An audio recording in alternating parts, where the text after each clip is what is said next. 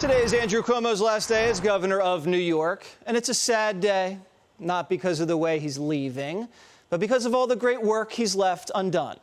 So many staffers left unharassed, so many grandmothers left alive, free to play another round of checkers at their nursing homes. And while he's packed up all his belongings at the governor's mansion, he's reportedly leaving something behind. His dog, Captain, a 3-year-old Siberian Husky mix.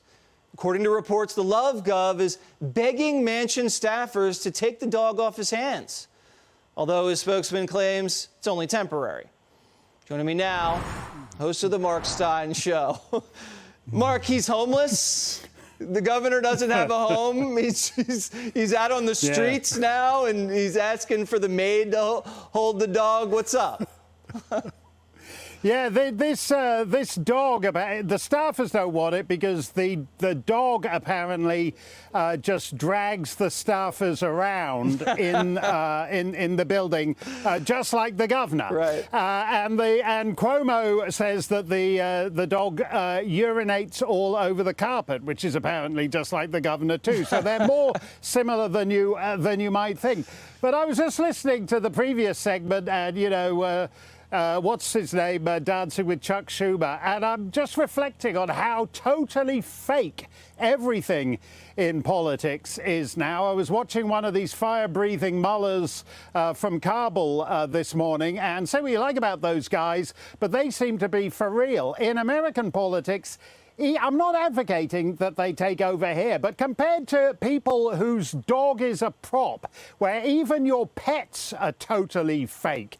And, this dog is called Captain, and Biden's dog is called Major, and I'm willing to bet that some Democrat focus group has said you sound more authoritative if you have a dog with a military rank. So if I ever run for anything, I'm going to have a dog like that Chief of Staff Milley guy. I'm going to have a dog called 4-Star General, and he won't be able to catch the cat because he'll be weighed down by too many medals. Everything is utterly fake, and the only thing that isn't fake was Trump, who was attacked for saying he wasn't interested in having a White House dog because he wouldn't have time to look after the dog.